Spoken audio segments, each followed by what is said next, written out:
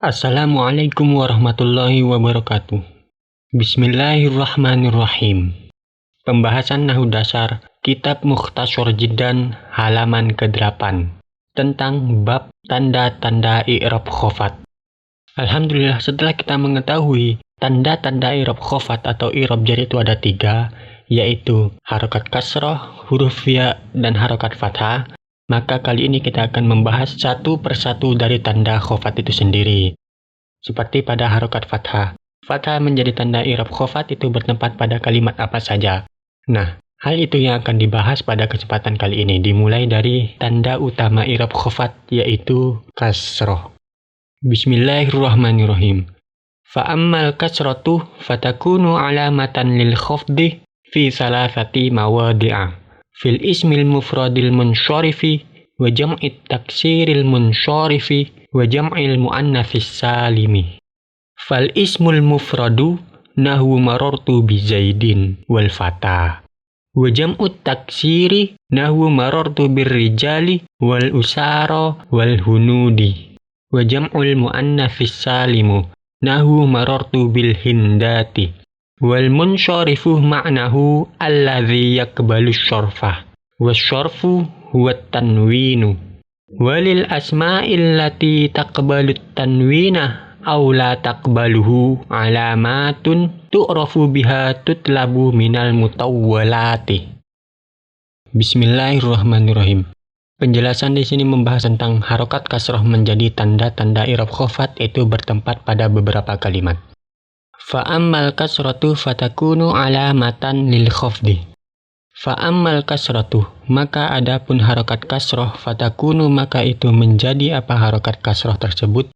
Alamatan, itu menjadi sebuah tanda lil khofdi, bagi atau untuk i'rab khofat atau i'rab jar. Fi salasati mawadi'ah, dalam 3 tempat. Fil ismil mufradil munsyarifi, yaitu yang pertama dalam isim mufrad al-munsyarifih yang munsyarif atau dapat menerima tanwin, wa jam'it taksiril munsyarifih, dan jamak taksir munsyarif atau jamak taksir yang mampu menerima tanwin, wa jam'il muannatsis salimi, dan jamak muannats salim.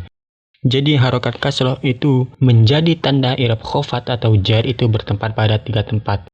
Yang pertama itu masuk kepada isim mufrad yang munsyarif atau isim mufrad yang dapat menerima tanwin. Yang kedua itu masuk kepada jamak taksir yang munsyarif juga, jamak taksir yang mampu menerima tanwin. Dan yang ketiga itu masuk kepada jamak muannats salim. Adapun penjelasannya atau perinciannya sebagai berikut. Fal ismul mufradu nahwu marartu bi zaidin wal fata. Adapun isim mufrad yang menjadi kalimat pertama yang tanda khofatnya memakai kasroh, itu dicontohkan pada jumlah marartu bi zaidin wal fata. Jadi kalimat yang pertama yang tanda i'rab khofatnya atau jarnya memakai harokat kasroh itu terdapat pada isim mufrad yang munsyarif, isim mufrad yang mampu menerima tanwin. Di sini contohnya marartu bi zaidin wal fata. Saya berpapasan dengan seorang Zaid dan seorang pemuda. Nah, di sini yang menjadi contoh itu terdapat pada lafaz Zaidin selaku mu'rab secara lafaz dan al-fata selaku mu'rab secara takdir. Kedua-duanya di sini merupakan isim mufrad yang munsyarif yang mampu menerima tanwin. Oleh sebab itu, dalam keadaan mahal jarnya atau dalam keadaan majrurnya itu dengan menggunakan harokat kasroh. Baik itu kasroh yang zahiroh tanpa secara kasat mata ataupun muqaddar yang dikira-kira sebab alasan tertentu. Di sini untuk contoh yang pertama yang berupa lafaz zaidin, itu mu'rabnya secara lafaz artinya harokat kasrohnya itu zahiroh tanpa secara kasat mata, yaitu harokat kasroh yang jelas yang tampak pada akhir lafaznya, yaitu zaidin. Dibaca jar itu karena terletak setelah huruf jar, yaitu bi. Jarnya dengan menggunakan harokat kasroh karena lafaz zaidin merupakan isim mufrad yang munsyarif yang mampu menerima tanwin, yaitu zaidin, din, ada tanwinnya pada akhir lafaznya. Oleh sebab itu isim mufrad yang munsyarif, jarnya atau dalam mahal jarnya itu dengan menggunakan harokat kasroh. Begitu juga pada contoh yang kedua, yaitu wal fata. Wal fata di sini merupakan isim mufrad yang majrurnya atau mu'rab perubahan i'rab jarnya itu secara takdir. Jika tadi pada lafaz Zaidin itu perubahan i'rabnya atau mu'rabnya secara lafdhon, maka sekarang untuk lafaz al-fata itu perubahan i'rabnya atau mu'rabnya itu secara takdiron, dikira-kirakan. Artinya harokat kasrohnya tersebut dikira-kirakan atau tidak tampak pada akhir lafadznya, yaitu al-fata. Al-fata di sini merupakan sebuah lafadz yang majrur. Kenapa majrur? Karena terletak setelah huruf ataf waw. Yang tentunya kata yang terletak setelah huruf ataf itu harus diatofkan dengan ma'tuf alaihnya yang berupa lafadz Zaidin yang dibaca majrur sebab terletak setelah huruf jar bi. Oleh sebab itu lafadz al-fata harus tabi juga. Karena atof itu merupakan salah satu dari kata tabi, artinya mengikuti kedudukan dari lafadz sebelumnya, yaitu lafadz Zaidin. Nah, al-fata harus dibaca jar. Tanda jarnya di sini dengan menggunakan harokat kasroh yang dikira-kirakan atau muqaddar, takdiron pada akhir lafadznya, yaitu al-fata. Kenapa ditakdir? Karena al-fata merupakan isim maksyur, isim yang diakhiri dengan alif. Nah, isim maksyur, tanda i'rabnya atau mu'rabnya itu dikira-kirakan karena isim tersebut merupakan isim yang diakhiri dengan alif. Sedangkan alif itu merupakan huruf yang ta'adzur, artinya uzur, tidak mampu untuk menerima harokat, karena alif itu tidak bisa menerima harokat. Oleh sebab itu uzur, alasannya uzur untuk diharokati. Oleh sebab itu pada lafaz al-fata itu tanda jarnya dikira-kirakan atau ditakdir pada akhir alif layyinah itu sendiri. Karena alif layyinah yaitu alif yang lemas yang dalam rupa ya tanpa titik itu tidak mampu menerima harokat. Karena jika menerima harokat itu sama seperti ya. Oleh sebab itu mu'rabnya dikira-kirakan, yaitu mengira-kirakan harokat kasroh pada akhir lafadznya. Kenapa menggunakan kasroh? Karena al-fata merupakan isim mufrad yang munsorif, isim mufrad yang mampu menerima tanwin. Artinya jika alnya pada lafadz al-fata tersebut dibuang, maka muncullah tanwin pada akhir lafadznya, yaitu fatan, menjadi fatan. Jadi isim mufrad itu merupakan kata pertama yang tanda jarnya atau khofatnya itu memakai harokat kasroh. Kemudian kata yang kedua yang alamat khofatnya atau alamat jarnya memakai harokat kasroh itu berupa jamak taksir. Wa jam'ut taksiri nahwu marartu birrijali wal usara wal hunudi. Adapun jamak taksir itu dicontohkan pada jumlah marartu birrijali wal usara wal hunudi, yang artinya saya berpapasan dengan para lelaki dan para tawanan dan para hindun. Yang menjadi contoh di sini atau yang merupakan jamak taksir, kata jamak yang ditaksir itu dicontohkan pada lafadz ar-rijali, al-usara, al-hunudi. Kesemuanya itu dalam mahal jar. Tanda jarnya dengan menggunakan harokat kasroh, baik itu kasroh yang tampak atau zohiroh pada akhir lafadznya, ataupun kasroh yang dikira-kirakan, takdiron, pada akhirnya, yaitu pada lafadz usaro, ini yang dikira-kirakan, atau takdiron. Sedangkan untuk dua lafadz lainnya yaitu ar-rijali dan al-hunudi ini lafzon. Harokat kasrohnya itu tampak secara lafadz, yaitu birrijali, kasroh pada akhir lafadznya yaitu li, dan wal-hunudi, di pada akhirnya. Jadi contoh dari kalimat yang kedua yang tanda jarnya itu dengan menggunakan harokat kasroh itu terdapat pada jamak taksir. Jamak taksir itu merupakan kata jamak, kata yang menunjukkan arti banyak, yang cara perubahannya dari bentuk mufradnya itu ditaksir atau dipecah. Seperti di sini pada lafadz ar-rijali. Ar-rijali di sini merupakan jamak taksir yang majrur. Dibaca majrur karena terletak setelah huruf jar bi. Oleh sebab itu ar-rijali harus dibaca jar.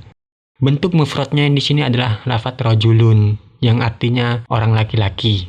Karena di sini ar-rijali merupakan bentuk jamak taksir, maka artinya menjadi para lelaki. Laki-lakinya itu banyak. Tanda jarnya dengan menggunakan harokat kasroh yang tampak yang terletak pada akhir lafadznya yaitu birrijali. Contoh yang kedua, al-usaro.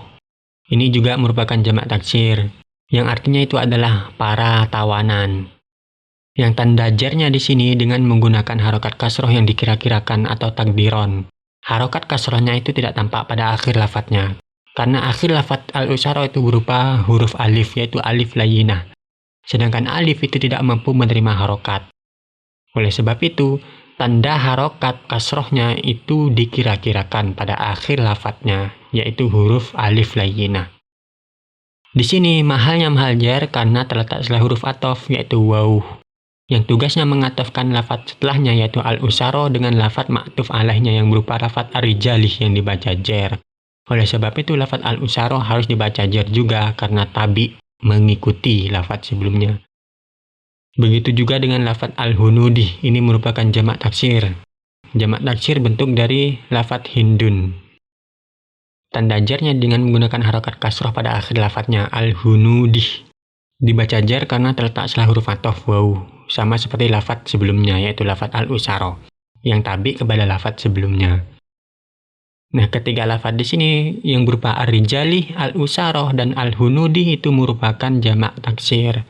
Yang tanda jarnya itu dengan menggunakan harokat kasroh, baik itu yang kasroh dohiroh atau tampak, ataupun kasroh yang muqaddar atau dikira-kirakan. Kemudian kalimat yang ketiga, yang tanda jar atau khofatnya dengan menggunakan harokat kasroh itu berupa jamak muannas salim. Wa jam'ul muannatsis salimu nahu marortu bil hindati. Adapun jamak muannas salim itu dicontohkan pada lafadz marortu bil hindati, yang artinya saya bertemu atau berpapasan dengan para hindun.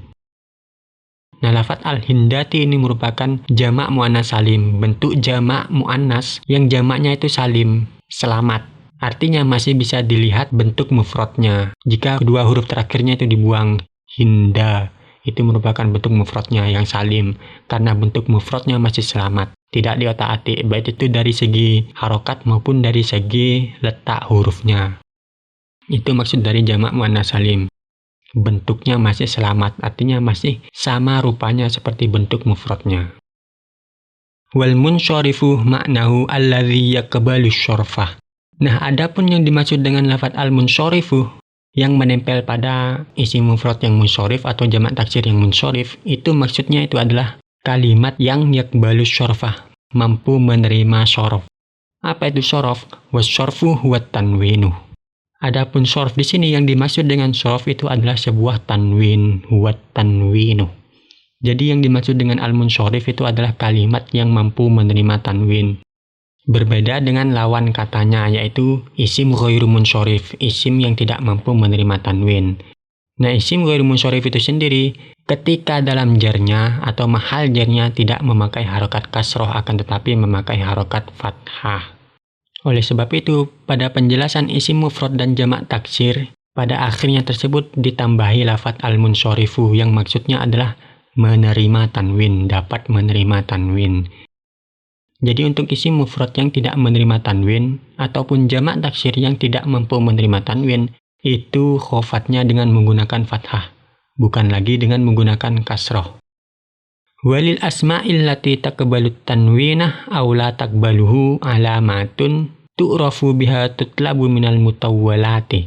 Dan untuk isim-isim yang mampu menerima tanwin ataupun isim yang tidak mampu menerima tanwin, adanya tanda-tandanya tersebut atau ciri-cirinya tersebut, tu'rafu biha, itu dapat diketahui dengan dicari dalam kitab-kitab yang lebih panjang penjelasannya. Karena kitab yang dijelaskan saat ini hanya meringkas, sebuah ringkasan saja. Tidak menjelaskan tentang detail-detail, sehingga musannif tidak mencantumkan ciri-ciri dari isim yang dapat menerima tanwin ataupun isim yang tidak dapat menerima tanwin. Hanya sebatas ringkasan saja. Oleh sebab itu, jika ingin mengetahui ciri-ciri atau tanda-tanda dari kalimat yang munsyarif ataupun ghairu munsyarif, itu dapat dicari dalam kitab yang lebih lengkap penjelasannya dari kitab dasar ini. Wa ammal ya'u fatakunu alamatan lil khafdi wallahu alam bishawab.